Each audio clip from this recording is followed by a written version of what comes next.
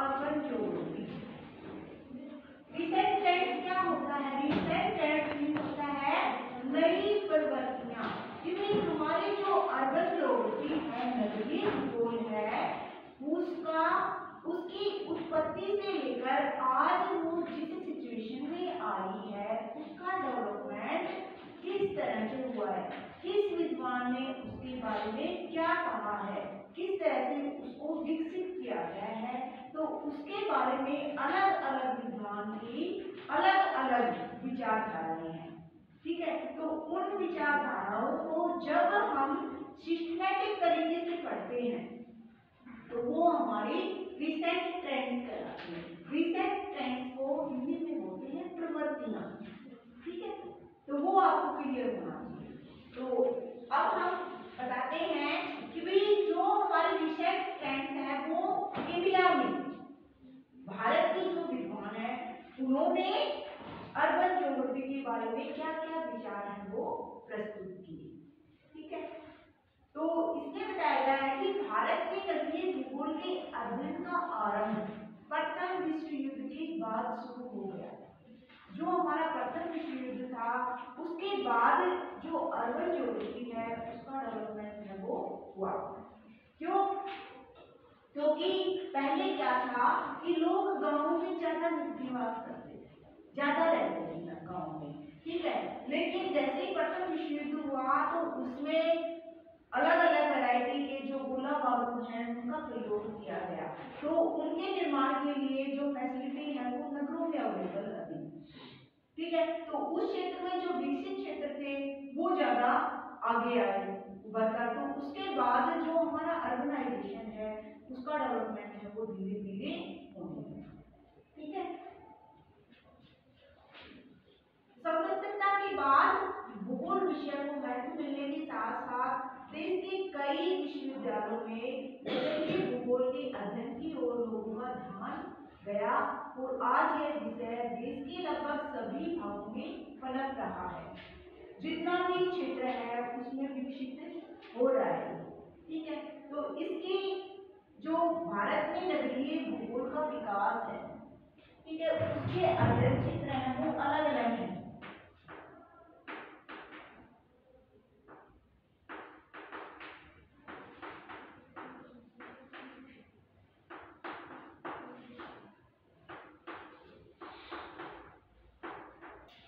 उसकी जो अध्ययन संस्थाएं हैं उनको मुख्य रूप से इसमें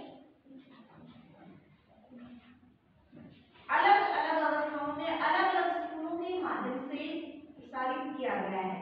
ठीक है, और इसमें मुख्य रूप से भारत के जो स्कूल हैं उनको मुख्य रूप से 4 पार्ट में डिवाइड किया गया है। 4 मुख्य पार्ट हैं इसके। सबसे पहले आता है नगरीय भूगोल का मद्रास स्कूल।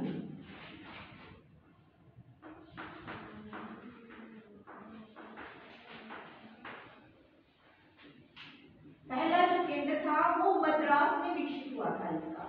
ठीक है, सेकंड आता है कोलकाता का नगरीय भूगोल स्कूल, कोलकाता में।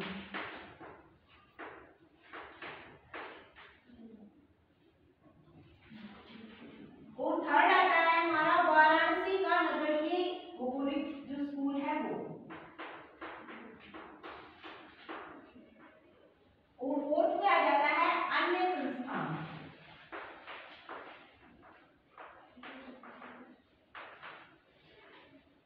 किस तरह से हमारी जो नगरीय भूगोल के अध्ययन के लिए जो संस्थान है वो स्थापित किए गए, उनका डेवलपमेंट है वो किस तरह से हुआ। ठीक है, तो सबसे पहले आता है कि नगरीय भूगोल का मद्रास स्कूल मद्रास में, जिसको आज किस नाम से जाना गया है? मद्रास को कोलकाता नो, मद्रास को चेन्नई के नाम से, चेन्नई के नाम से जाना गया है इसको, मद्रास को। ठीक है, पहले इसका ओल्ड नेम था वो क्या था? मद्रास। ठीक है, तो इसमें बताया गया है कि भारत में जो नगरीय भूगोल की शुरुआत का जो श्रेय है वो मद्रास को माना जाता है। वहां से चेन्नई से अपना जो नगरीय भूगोल का अध्ययन क्षेत्र है वो स्टार्ट हुआ, उसमें जो CS श्रीनिवासाचारी हैं, उन्होंने मद्रास नगर के ऐतिहासिक विकास से अपने अध्ययनों की शुरुआत की। जो मद्रास नगर है उसकी ऐतिहासिक पृष्ठभूमि कैसी है, उसकी जो हिस्ट्री है वो कैसी है, ठीक है ना। पहले जो हमारे विद्वान है उन्होंने उसकी हिस्ट्री के बारे में अध्ययन किया, हिस्ट्री के बारे में स्टडी की, और उसके बाद उसने मद्रास नगर के डेवलपमेंट के लिए जो अध्ययन कार्य है वो आरंभ किया, ठीक है। फिर उसके बाद सन 1928 में जो एन स्वामीनाथन है, उन्होंने देश के नगरों व दक्षिणी भारत के नगरों का अध्ययन है वो किया। उसके बाद 1930 में डान महोदय हैं, उन्होंने नगरों के विकास के बारे में बताया। फिर सुब्रमण्यम महोदय हैं, उन्होंने अपना अनेक लेख प्रस्तुत किए, जिसमें किसी भी नगर का कार्यात्मक वर्गीकरण किया। कार्यात्मक वर्गीकरण क्या होता है? कार्य के बेस पर क्लासिफिकेशन। वैसे तो हर नगर है किसी न किसी कार्य के लिए फेमस होता है, उसमें सभी कार्य होते हैं, लेकिन कुछ कार्य हैं वो ऐसे अभूतपूर्व होते हैं जिनके लिए वो फेमस हो जाता है, ठीक है। जैसे मैंने आपको एग्जाम्पल भी दिया था कि एमपी यूनिवर्सिटी हमारे कहाँ है, रोहतक में। जो रोहतक है वो शैक्षणिक नगर के रूप में फेमस है, ठीक है। चंडीगढ़ है वो हमारा प्रशासनिक नगर के रूप में फेमस है, ठीक है। तो इस तरह से कार्यात्मक वर्गीकरण है वो भी प्रस्तुत किया। उसके बाद 1941 में कुरियन महोदय हैं, उन्होंने नगर के बारे में बताया। फिर देश पांडे, प्रकाश राव, H.K. स्ट्रैट है, उनके भी अनेक लेख हैं वो शामिल है इसमें, ठीक है। सेकंड आता है हमारा कोलकाता में नगरीय विकास।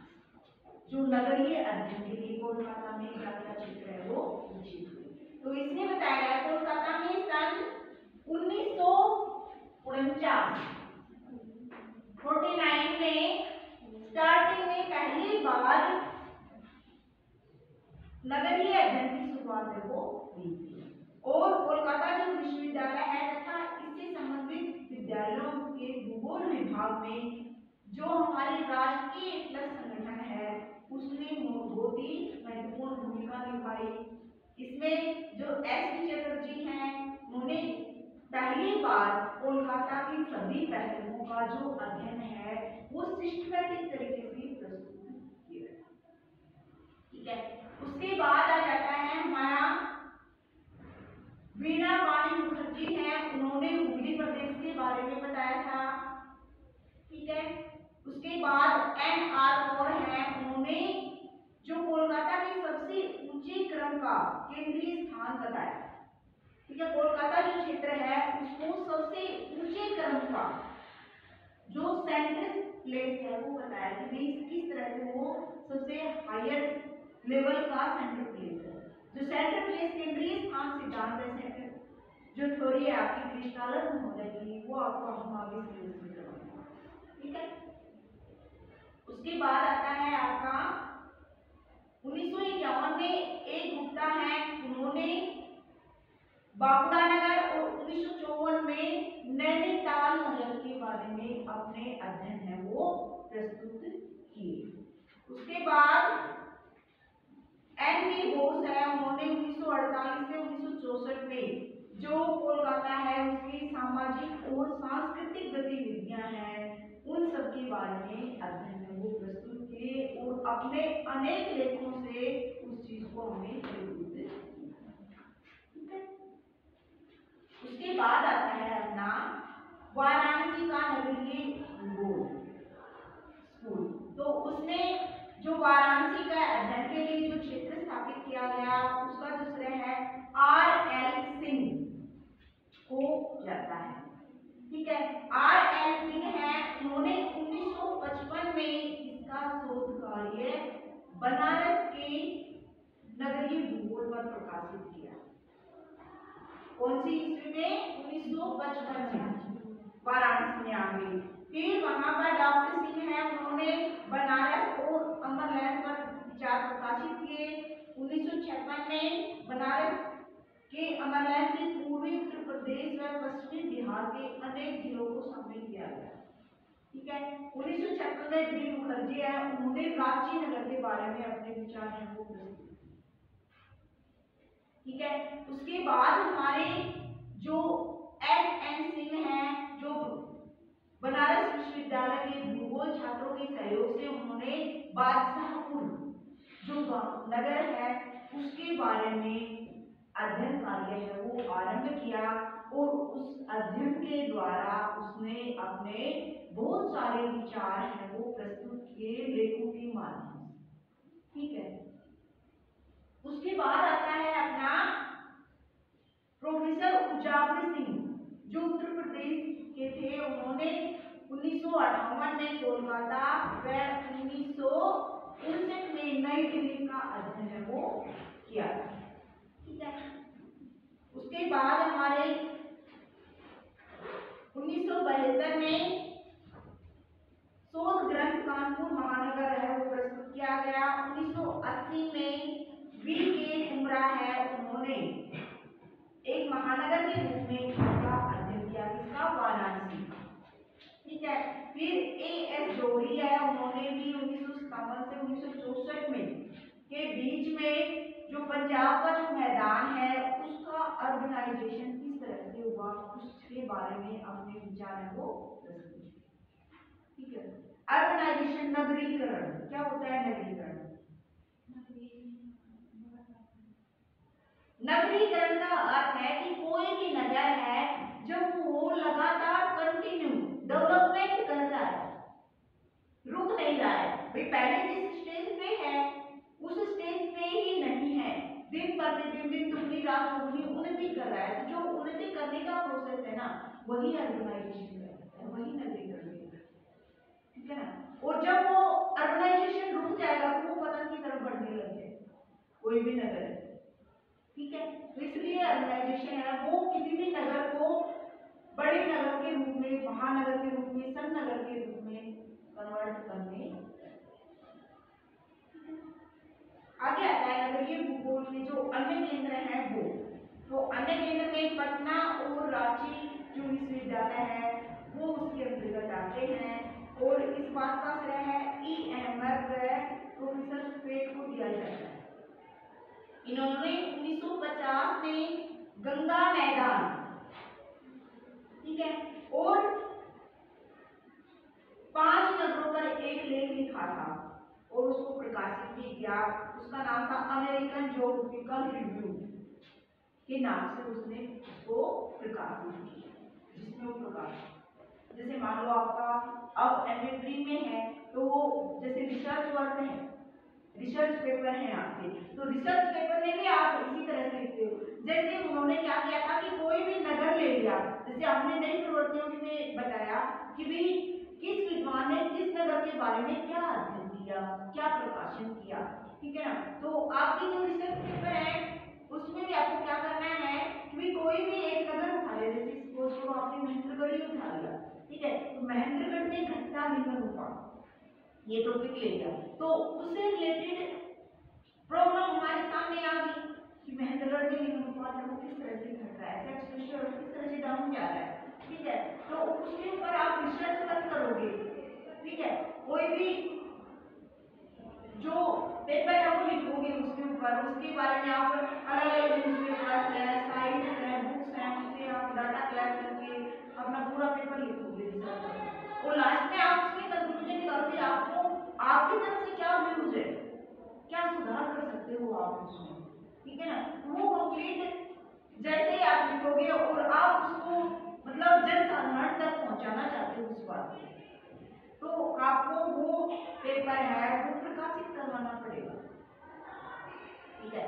जैसे ही आपका किसी भी मैगजीन में वो पेपर है वो प्रकाशित होगा, आपकी जो बात है वो सबकी सुनेगी।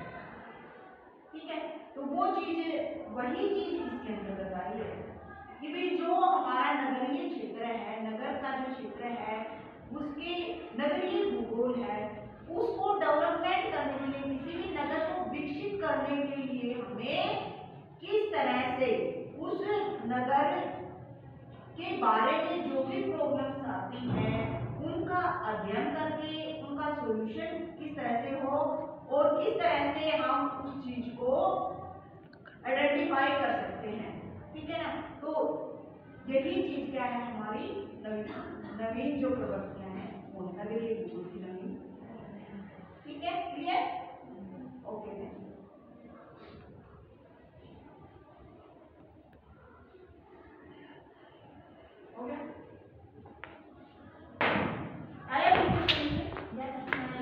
हालांकि मैं थोड़े से लोकल एग्जाम्पल नहीं दे पाई आज 15 मिनट क्योंकि रिकॉर्ड हो रहा था इसलिए